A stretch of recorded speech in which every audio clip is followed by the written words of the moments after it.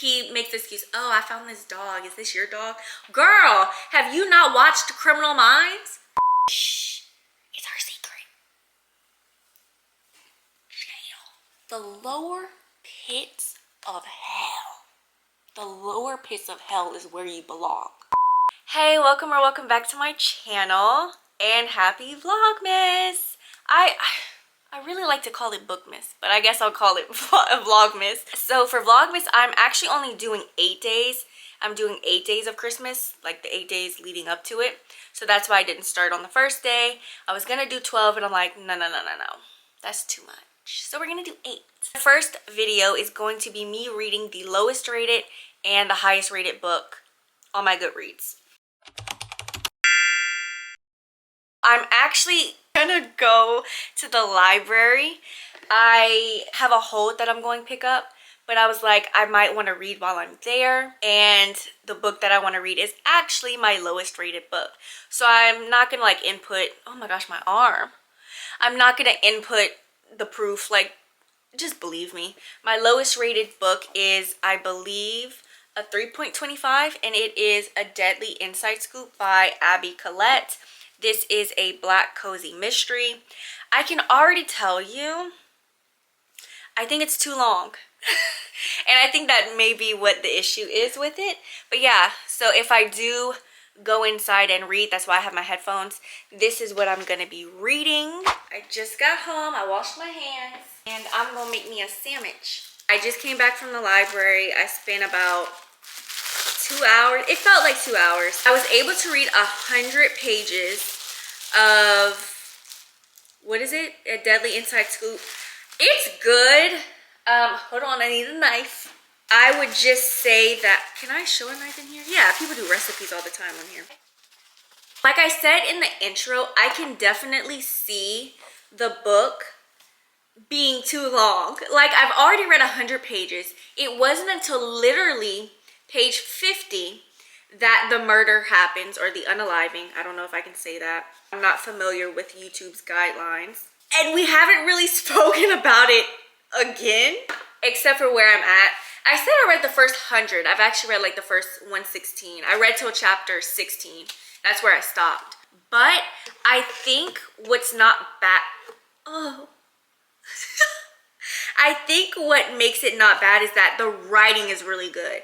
It's literally, so I'm a visual reader, which means I literally am picturing what's happening and it's playing out. But I love when writers just make it so easy to where it's literally playing like a movie in your head. There's nothing weird cuts, you know, like in the writing, or just weird things. It just flows. That's it. It just flows. And that's what I like about this book, which I feel like it won't be as terrible, you know what I mean? Like, ugh, this book feels like it's dragging. It's like I didn't even notice until I got to where I am, and I'm like, dang, we ain't really did nothing. I had to reread the back of the book to see what's happening. So speaking of the book, we have a girl named Bronwyn who has like an MBA or something, and she moves back home. I don't remember where home is. Maybe somewhere on the East Coast. I don't want to say New York. That feels basic. To take over her grandma's ice cream shop, a creamery, something like that. She's there. She takes it over. However, she wasn't able to open it during the summertime because something happened. I don't remember what.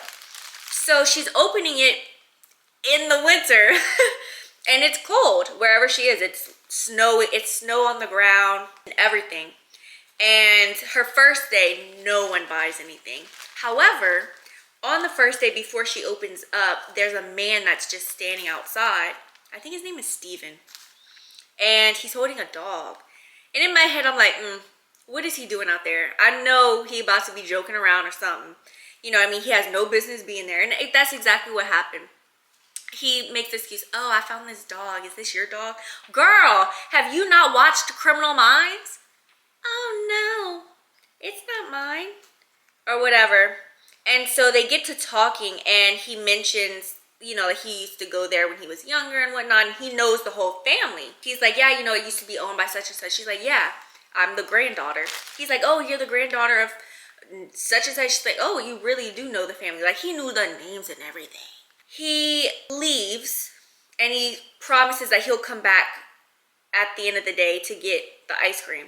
I don't think he does. She goes home, or she mentions to her mom while she's there, oh, this man came by, he said like he knew the family and everything, and she told him his name, and the mom was like, oh no. Apparently this guy is not a good guy at all. He basically got the old lady, the grandma, which the grandma is dead, by the way, I think I said that, basically almost got the grandma to sign over the shop or something. Like, he was playing her and everything, and he was working. They have some kind of bicycle shop that used to be next door, and he had told Bronwyn, yeah, you know, I used to work in the back like a silent partner. And the mom was like, he was not no silent partner. I forgot why he was there, but he ended up partnering up with that guy, whoever owned that wife, and then like they were playing with Bronwyn, grandma, and whatnot. So anyway, he's a bad guy. Not to worry, he ends up dead. We know as a reader that's more than likely who it is, but Bronwyn hasn't put two and two together yet that that's him who died or who was killed. So I'm excited. When I got back, I was rereading the reviews, and specifically reviews of like my mutuals, and I think I only have one mutual who actually wrote a review and not just a rating. And one of the things that she said she liked about it was that she didn't even guess who did it. So I'm excited about that. Okay, a change of scenery. I thought I'd update on the book. I'm probably more than halfway done by now. I have 166 pages left. I'm on page 200. I never showed my bookmark. How cute. It's not really a bookmark. I'm using it as one, but it's a sticker. Good. It's just very slow. Like I said, I think in the previous clip, I think page 50 is when we get the murder scene. And then it's not until about like page 130 where it kind of picks up, where the detective now starting to ask questions and interviewing our main character in here. And then it wasn't until about 180 where her and her friend Maisie, or Macy, I've been saying Maisie in my head, are gonna try and solve it themselves. I don't know who did it, but I think it's kind of hard to guess because there's so many characters, and I think that's why it's a little long, because we're being introduced to some characters and we're really only meeting them for a hot second. But I'm thinking in my head, maybe it's because maybe they're a suspect. Like, maybe we as a reader should be suspecting them. I'm not sure, but oh, my arm hurts. I kind of have a clue as to what I want to happen, but I don't think that's what happened. Also, I'm wondering if we're gonna get a little romance in here, because one thing about me, when it comes to non-romance books, so something that is a cozy mystery or a thriller or like just a regular mystery, I always love the little romance that they have in it. I eat it up every time, and sometimes I prefer it over an actual book that is a romance. I don't know why. We are introduced to another guy in here. O. His name is O. Well, that's what they call him. His name don't even start with an O. He's into her, but I don't know how to feel, because I don't know, like, is he a suspect? Did he do it? You know, and I don't want to embarrass myself by, oh yeah, I'm rooting for them, I'm rooting for him. And then we find out he was playing her because he did it. So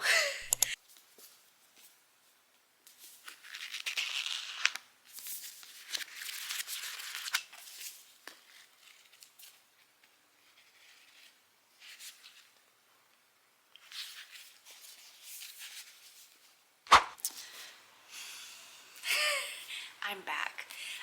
So I did finish A Deadly Inside Scoop, which is my lowest rated book on Goodreads. It's actually, I think I said at the beginning of this video, I thought it was like a 3.25. It's actually, I believe, a 3.24. Yeah. First things first, do I agree with the rating? I don't know if I agree with it, but I understand it being low. This book is very slow. I've mentioned that many times, and I knew that going into it, which had me nervous because I'm like, a slow, cozy mystery and a long book. Mind you, I mean, it's 364 pages. Is that long? But for a cozy mystery, absolutely. The first half, at least, I was definitely into it, even though it was slow. For some reason, there was just something about it that was, I read it quickly. It doesn't pick up till literally the last like 2 or 3 chapters when we finally like kind of understand what's going on. But when I got to the end, I was still confused. I filmed my reaction of reading the end for TikTok, and I was just like, what is going on? Now I will say, it wasn't until the second to last page, I believe so, in the epilogue, it's kind of like I made the connection of what happened, and I was like, oh, that makes sense. With that being said, I am gonna give this a 3-star. As I was reading the end, like the last 25%, I was like, is this actually gonna be a 1-star? Because I just was not enjoying it. I was just flipping it. I was reading it quickly, but I wasn't interested or invested in the story because we weren't getting anywhere. But I remembered the first half and I enjoyed it. I mean, the characters were really fun. I loved Pop Pop, Maisie, even though she's dumb. I hate to call her dumb, but she's a character. Let's put it that way. I like the main character as well. I think I did mention that I thought there was going to be a romance in here. There wasn't. I just kind of thought there was, but there wasn't a romance. It was definitely cozy, but yeah. This is actually the first book in a series. I don't know if I'm gonna continue it. It depends if they're shorter. If they're the same length or longer, I might not be able to do it. With that being said, what is my highest rated book on Goodreads? I already know the answer. I guess I'll screen record just to prove my point. So if I go to my books, want to read, not date added, we're gonna go to average rating, and I think I have to reverse it. No, it's fine. So all of these beginning ones, the first 3,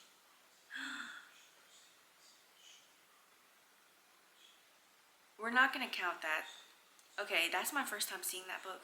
We're not gonna count, so the first 2 are not out yet. Doesn't come out till next year. The third book that you see, it says 2023, but we're not gonna count it because it's only 3 ratings. And I'm actually gonna be reading this book for my readathon. Yeah, we're not gonna include that. That's just not enough ratings. But the book that I knew was my highest rated is right here. It's called Fast by Millie Belizaire. Why am I doing this? I'm screen recording. I have heard such good things about this book. I'm not surprised that it's my highest rated book on here. The only thing I know about this book is that it's about a girl who was, I think, sexually assaulted. I don't know if it was like by a family member or anything. Let me see. Uncle. Now is that an uncle or like, I think so. So her mom dies and she must be living with the grandma. And yeah, her uncle Marcel takes an inappropriate interest in her that ultimately results in a tragic breaking point for the child. Yeah, and doesn't he get out of prison?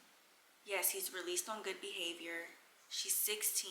Yeah, and this spans like 20 years. I don't know if this is necessarily a romance or not, but I do think that there's a romance in it. That's why I'm mentioning it, but I'm not going into it expecting that. So like, I'm not gonna come out of this and be like, ugh, I'm giving this a 3-star. It wasn't a romance. No, I already kind of know that it's not. I just think it's gonna have like a little one, but that's not the reason why I'm going into it.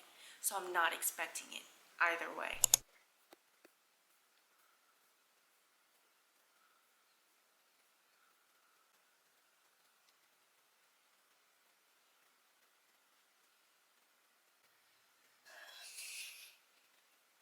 quick update. This is the next morning from the last clip that you saw, and I just have to talk about it. So I finally started my last book of this video, and this is my most highly rated book on, this is my highest rated book on Goodreads. This, I don't know what the genre this is, or what genre this is. I know it's not a romance. I think it's gonna have a romance in it, but it's almost like a coming of age story, but it's not YA. You know what I mean? It's definitely not for a young audience like that. This is most definitely adult. So we have our main character, Caprice, and this is going to take the span of 20 years of her life. So I'm assuming from 8 to 28. We start off in 99. She's 8. I would have been just born. Actually, when it first starts off, I wasn't born just yet because it was in May. I was born in June. But anyways, she is on her way to live with her grandma, Gracie, because her mom just died. By the way, huge trigger warning of what I'm about to be talking about. It involves an abuse.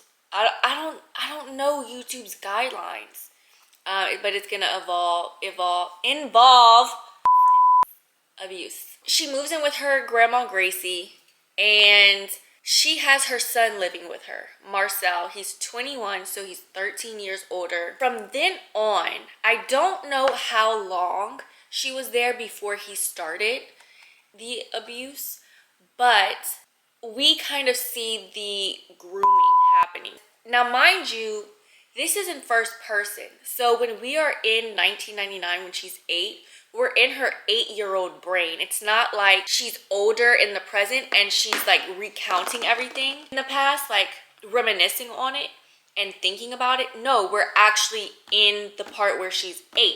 So a lot of things she doesn't know about, but we as an older adult or an older reader, we can kind of infer what's happening.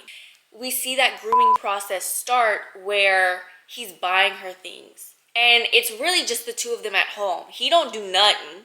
He's actually a drug dealer. He's buying her things, chocolate, candies, toys, and we see it escalate. And the first time it escalates, the first time it escalates, y'all, there's only 2 that I want to highlight. He is telling her to call him daddy. Why? And we're seeing this from her point of view, right? She's 8. She doesn't really know what's going on. She's like, because he was telling her before, you know, since your mom died, my sister died, I'm going to be kind of like your dad, you know, your daddy. What the hell is wrong with you? But anyways, so he's telling her to do that. And from her POV, you know, she's just sitting there. She's saying it. And she says that he's scratching himself. Obviously, we know what he's doing, right? But like, so that's the first instance of like that abuse starting. It escalates and we actually kind of see it's starting to affect her now, obviously. It's to the point where she wants to take these long showers. She has to shower like every 3 hours. And she's not eating. She's wearing the same clothes because it's hot in Orlando. That's where she moved. So she doesn't want to wear shorts and tank tops. So she's been wearing the same jeans. And the grandma's like, are you clean? Like, are you washing? Are you wearing dirty clothes? And she's like, no. She's like, well, you know, like take that off. And she's describing how well she's used to it, you know, in the living room. So she just undresses and she's skin and bones. You kind of see that even though we haven't read it as a reader, it's been going on. But there's this one scene, and then I'm gonna go. Hopefully I remember to come back and where I left off. There's this one scene. She is sleeping in the living room because that's where her room is. There's only 2 bedrooms. Marcel has his own and Gracie has her own. So she's sleeping in the living room and she's on the sofa. And she says she hears his door open. She like immediately closes her eyes to pretend that she's asleep. Tell me why. He lifts up her shirt and covers her face. She opens her eyes and she says that he's just sitting there. He's not doing anything, you know? But from her POV, he's just not doing anything to her. Like he's not physically touching her, but he's touching himself, basically. And when I tell you, this man finishes on her stomach. Yeah.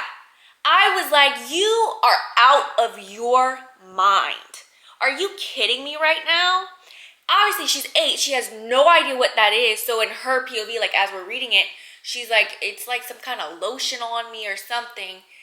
And, you know, as a reader, we know exactly what that is. And I'm like, are you kidding me?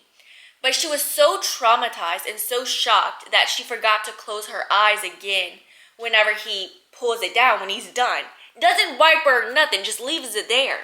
And she, when he unlifts it, her eyes are like wide open. And he's shocked, like, why would she wait? Like, I didn't know she was awake.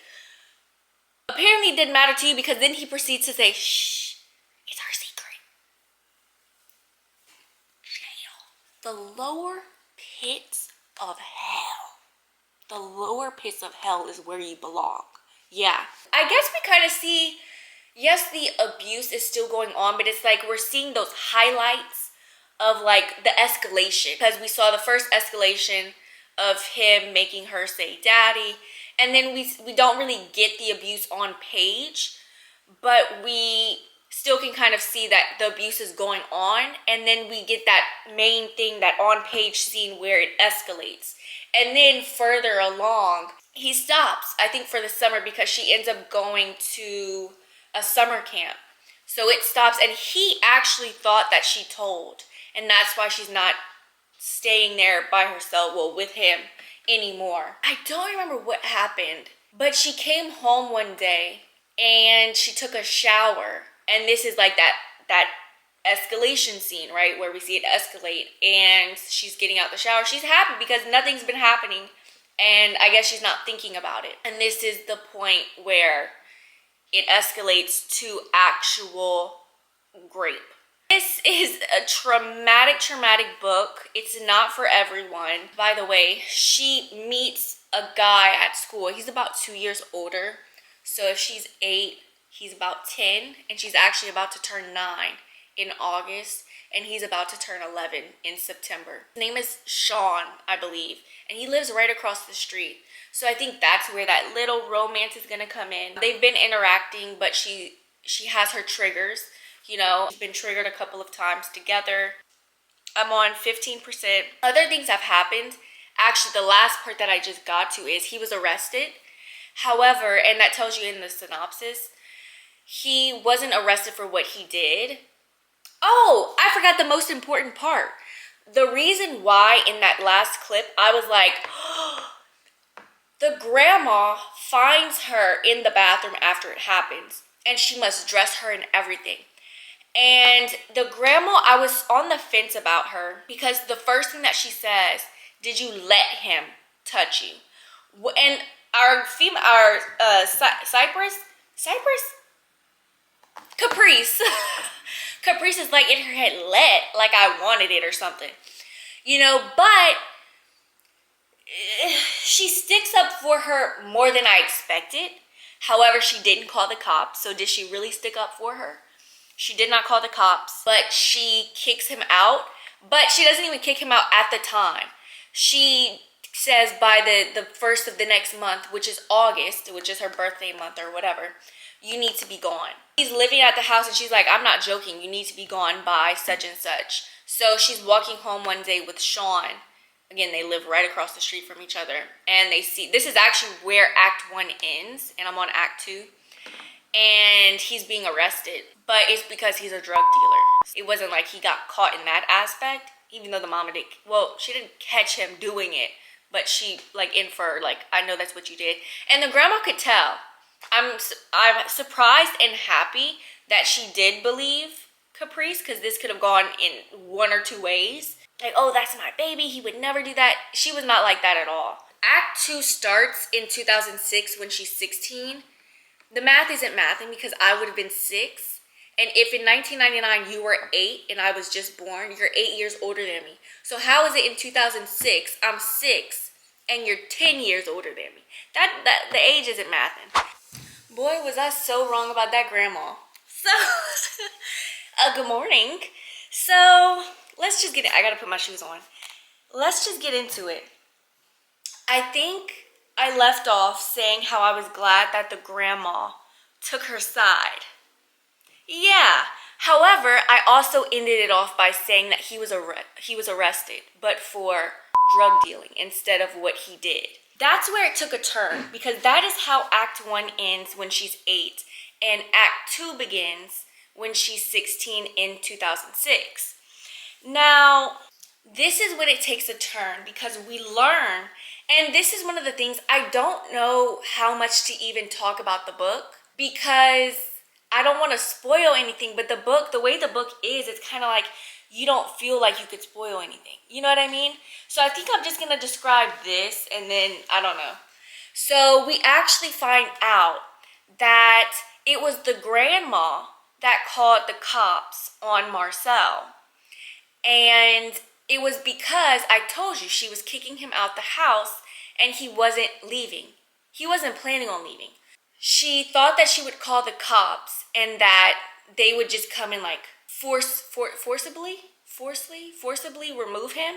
However, they ended up finding weed in his room, you know, a substantial amount for drug dealing. And that's why they picked him up. And from then on, it's like the minute that he was put in them clinks, a switch. A switch. She's like, oh no, that's when you see that, you know, yeah, she was with the granddaughter for a while, but now it's her baby that's in trouble. All of a sudden, she don't believe why do I keep wanting to call her Cypress? Caprice lied. So it's rough to read because we find out that now the grandma has been abusing her. She's been neglecting her. She doesn't keep food in the house really, because we see when they, at some point, Sean takes her home. I won't say why. I'll try and keep some things to myself. But Sean takes her home at some point and he sees there's literally no food in the house besides like condiments, ketchup, mustard, or whatever. And she's also physically put her hands on her as well, or cigarette. She forces her to say that she lied on her son. She lied on Marcel. There's one scene where she's like, no, I'm not going to say it because I know I'm not lying. And I'm glad that she's still sticking with the truth, because I feel like at some point she could maybe break, and by them implanting like that doubt in her head, now she's doubting herself. But I'm glad that she's never done that. There was a point in the first act, you know, when now Marcel ended up lying at the time back in Act 1, telling his mom that no, it wasn't me, it was someone else. That, get out of here. Get out of here, Marcel. You're the only one there because you ain't doing nothing. We see, you know, her older in the second part, and I'm at the halfway mark. I'm at 50%. Now here's the interesting part. I said that this book would span 20 years. However, I was assuming we'd see like 8, 10, 13, 16, 17, 18, all the way to 28. You don't.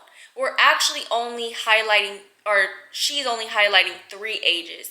Act 1 is 6, Act 2 is 16, and Act 3, which is where I'm at, I haven't started Act 3 yet, but that's where I stopped, she's 28. So, yes, there's only 8 years between 6 and 16, and there's only 12 years between 16 and 28. However, I'm very curious to see how she's going to fill in that gap, because to me that is the biggest gap between 6 and 16, because between 16 and 28 you have so many major ages, and we saw her at 16 where she's a teen, and we're literally about to see her as a grown adult at 28. So I'm very curious how she's going to fill in that gap. Whereas between like 6 and 16, she was still a kid. She was still a teen. I mean, you know, so there wasn't that much to fill necessarily. The way Act 2 ended, I was like, oh my gosh, what is going on? I'm hoping that we get to some happiness at some point. I'm just so sad. I'm sad at her. I'm sad for her. It's just all around tragic. And then you bring in Sean, Sean is just that man. Well, he wasn't a man at the time. He's just that guy, okay? He's that guy. Hey, I'm back. So, I never checked in after I finished Fast. I'm gonna, of course, give this book a 5-star. I absolutely love this book.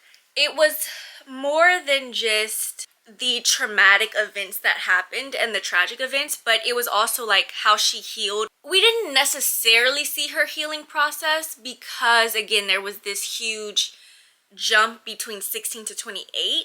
I did like what we got when she was older. Like, I felt like I was prepared for it. I don't know if that makes sense.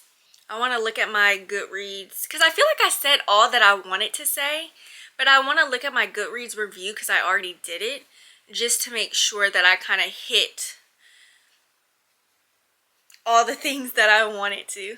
I will say, and I think I already said this, but I did like how it was set up. So the 3 acts, where yes, it was the span of 20 years. It was in the span of 20 years, but it was just 3 main ages, 8, 16, and 28. Favorite year was probably 28, just seeing her older, literally as an adult, and seeing where she is in life, how she's coping.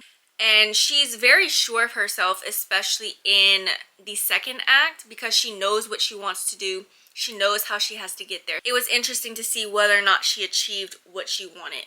And then the romance. How can I forget the romance? Sean and Caprice. I mean, they're like this. I love them. They are my ultimate favorite book couple. I mean, it's funny because I read spicy books, and when I read them, I'm like, oh, this is my favorite book couple. And it's like Sean and Caprice puts all of the ones from my spicy books or my adult books. But the reason why I'm mentioning spicy is because I don't think I've ever read an adult book romance that didn't have spice. This one, I wouldn't say it does. And I'm talking about Sean and Caprice. There is like a fade to black in one of the scenes. But that don't count to me. It's fade to black, if that makes sense. All those other couples, I'm sorry, just have nothing on Sean and Caprice. And I have a feeling it's because we did meet them at 8 and 10. Even when they weren't like together right at 8 and 10. They weren't dating. But we could kind of see like them building this rapport and getting closer in this not relationship, but this friendship that they were building. And it was very solid. Solid as a rock.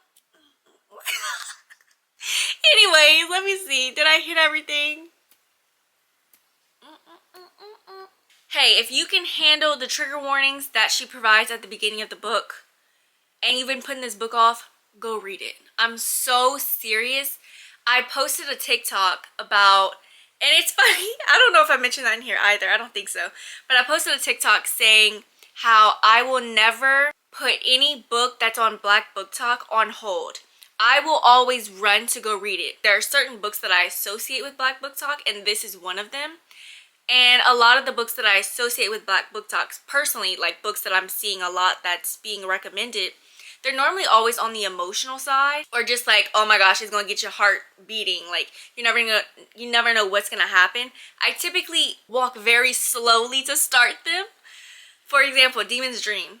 Demon's Dream, it's a very long book, so I kept putting it off. Fast, I didn't even really know if it was a romance or not, but I heard like it was just so tragic, like it was just emotional. I put it on hold. I took my time to get there.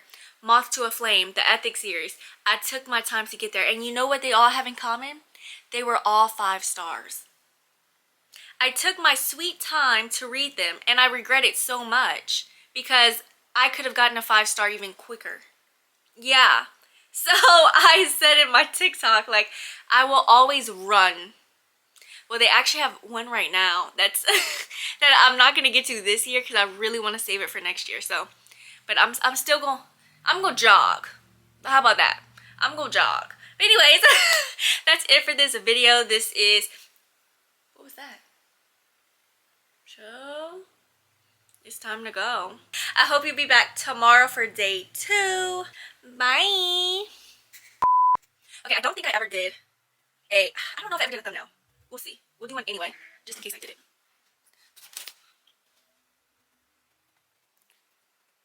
I look so stupid. I look stupid.